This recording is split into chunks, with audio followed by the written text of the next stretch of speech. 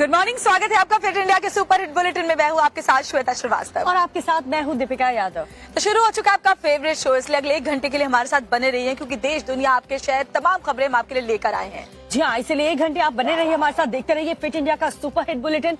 हर एक खबर आप तक पहुँचाएंगे तेज रफ्तार में, कोई भी खबर आपसे छूटेगी नहीं, चाहे वो देश की हो या फिर विदेश की।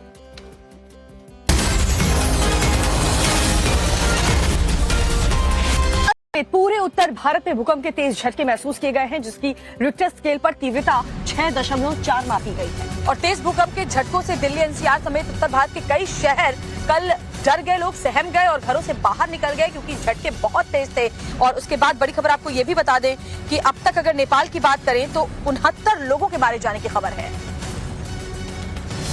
ये डर और दहशत की तस्वीरें हैं। कोई घबराहट में घर से बाहर निकल आया, कोई घर के अंदर ही मजबूरी में रह गया। दिल्ली एनसीआर में एक बार फिर धरती इतनी तेज हुई कि आम लोग दहशत से भर गए। सबसे ज्यादा परेशानी हाई राइज अपार्टमेंट में रहने वाले लोगों को उठानी पड़ी, क्योंकि तेज भूकंप के झटकों की वजह से बिना लिफ्ट के लोग अपने अपने घरों से भागते नजर आए।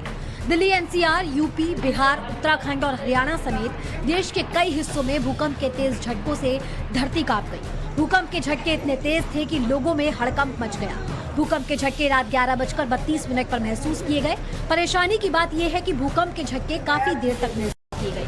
ये झटके ऐसे समय में लगे जब लोग खा पीकर सोने की तैयारी कर रहे थे। झटके लगने के बाद लोग अपने घरों से बाहर निकल आए।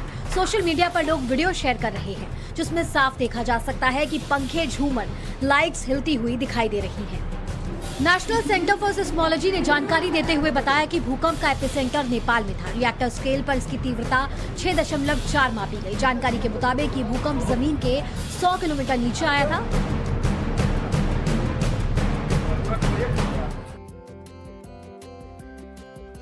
और देश की राजधानी दिल्ली एक बार फिर से गैस चैम्बर में तब्दील हो चुकी है। AQI बेहद खराब बना हुआ है। हालात ये है कि लोगों की आंखों में जलन और सांस लेने में भी परेशानी हो रही है। जी हाँ, दिल्ली एनसीआर में कई ऐसी जगह हैं जहाँ पर AQI का जो लेवल है वो बहुत गंभीर बना हुआ है और जो वायु की गुणवत्ता है वो अभी से बहुत खराब है। और ये सवाल ये उठता है कि दिवाली से पहले अगर ये हालात है तो दिवाली के बाद प्रदूषण किस स्तर पर पहुंचेगा, और इस पर सियासत भी जमकर हो रही है। इस पर एक रिपोर्ट।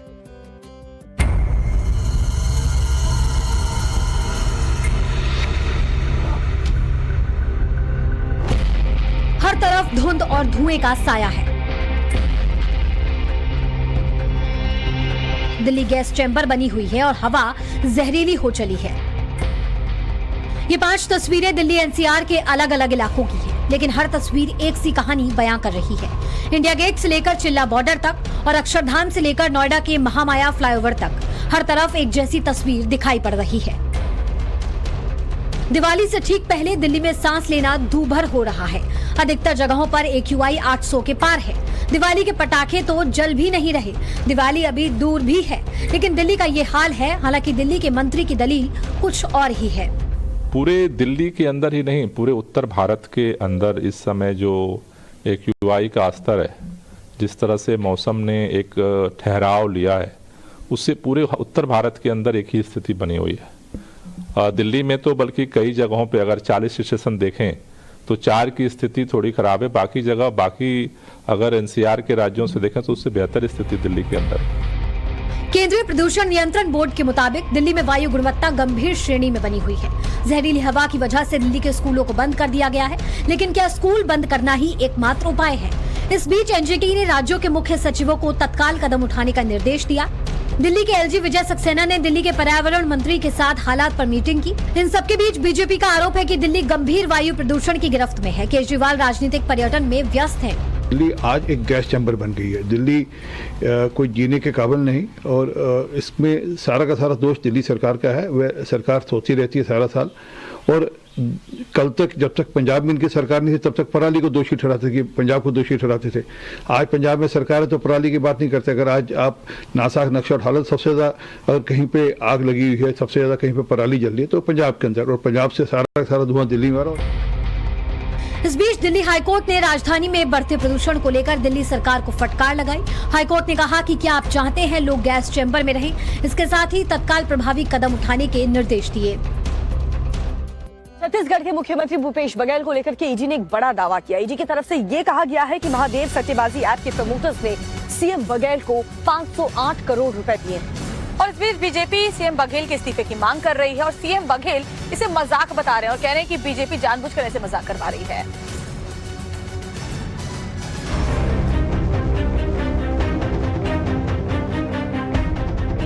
छत्तीसगढ़ विधानसभा चुनाव से पहले सीएम भूपेश बघेल की मुश्किलें बढ़ती दिखाई पड़ रही हैं। प्रवर्तन निदेशालय यानी ईडी ने बघेल को लेकर बड़ा दावा किया है। केंद्रीय जांच एजेंसी का दावा है कि महादेव सट्टेबाजी ऐप के प्रमोटर्स ने सीएम बघेल को 508 करोड़ रुपए दिए हैं। ईडी की प्रेस रिलीज को देखिए, इसमें साफ साफ भूपेश बघेल पर 508 करोड़ रुपए लेने का दावा किया गया है। ईडी ने कहा है कि 5 करोड़ 39 लाख रुपए के साथ गिरफ्तार किए गए असीम दास ने पूछताछ में सीएम बघेल को पैसा दिए जाने की बात कही। एजेंसी ने ये भी कहा कि सीएम बघेल के खिलाफ जो भी आरोप लगे हैं वो जांच का विषय है। ईडी के इस आरोप पर सीएम बघेल ने बड़ा पलटवार किया और इसे एक मजाक बताया। उन्होंने कहा कि किसी से जबरदस्ती कुछ भी उगलवाना ठीक नहीं है। उन्होंने इसे चरित्र हनन बताया।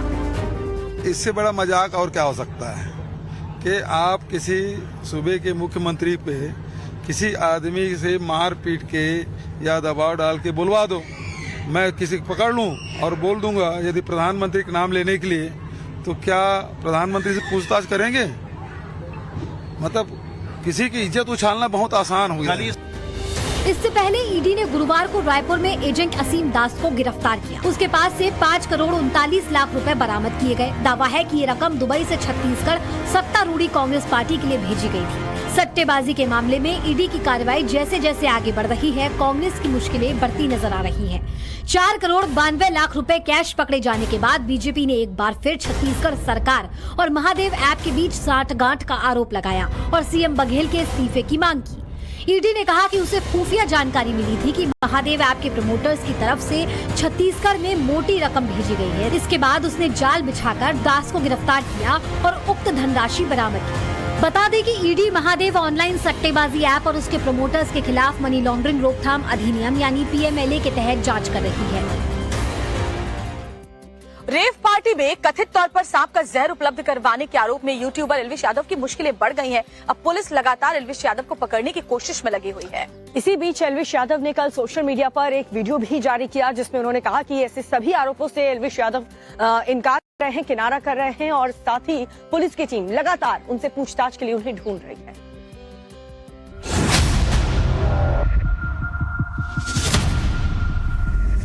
Social media sensation Elvish Yadav की मुश्किलें बढ़ गई हैं। एल्विश की तलाश में गुरुग्राम समेत कई शहरों में पुलिस की रेड जारी है। बिग बॉस ओटीटी सीजन 2 के विजेता एल्विश यादव के खिलाफ नोएडा पुलिस ने केस दर्ज किया है।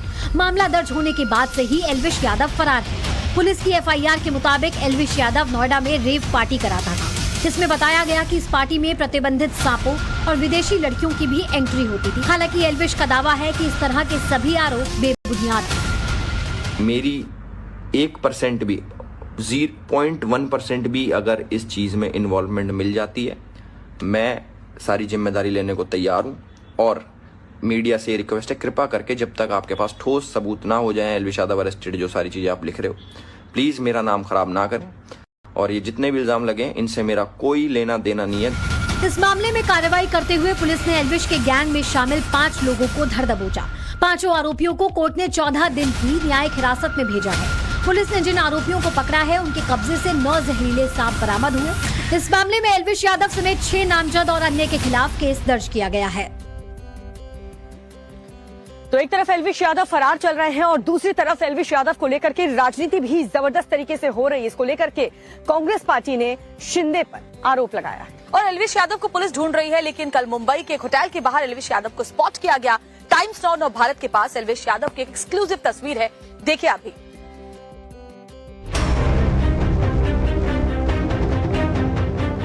रेव पार्टी कांड में फंसे big boss OTT fame Elvish Yadav शुक्रवार दोपहर मुंबई में दिखाई दिए। मुंबई के अंधेरी वेस्ट के एक होटल से बाहर निकलते हुए उन्हें स्पॉट किया गया, जिसकी एक्सक्लूसिव तस्वीरें टाइम्स नाउ नव भारत के पास है। खुद होटल स्टाफ ने इस बात की तस्दीक की कि एल्विश होटल में रुके थे। This side from Times Network Mumbai. Yes, ma'am. We just wanted to check कि ये जो एल्विश यादव का चेकआउट था वो एग्जैक्टली आपके यहाँ पे कितने दिन का स्टे था और चेकआउट कब हुआ है सर? किसका मैम, नाम रिपीट कर सकते हो? एल्विश यादव। एलविश यादव कल का चेक इन था, आज चेकआउट कर लिया उन्होंने। इस बीच एल्विश को लेकर महाराष्ट्र की सियासत भी गर्मा गई है। कांग्रेस ने एल्विश के बहाने सीएम एकनाथ शिंदे पर हमला किया और आरोप लगाया कि नशे के कारोबार करने वाले एल्विश को सीएम ने गणपति पूजा के दौरान अपने सरकारी आवास वर्षा पर आमंत्रित किया था। देखिए, ये ड्रग्स में काम करने वाला, महिलाओं के साथ अभद्र व्यवहार करने वाले ऐसे लोग अगर सीएम के बंगले पे जाते हैं और उनके हाथ से कुछ गणपति जैसे पवित्र सन के उत्सव में इनके हाथ से आरती किया जाता है, तो मैं ये बोलता हूँ, मैं सोचा कि आज जो ये ऐसे लोगों को बढ़ावा देकर सरकार क्या दर्शाना चाहती है। बता दें कि यूपी पुलिस ने एल्विश यादव की गिरफ्तारी के लिए 3 टीमों का गठन कर दिया है। इतना ही नहीं, इस नेक्सस में कई दूसरे यूट्यूबर्स के भी शामिल होने की आशंका है।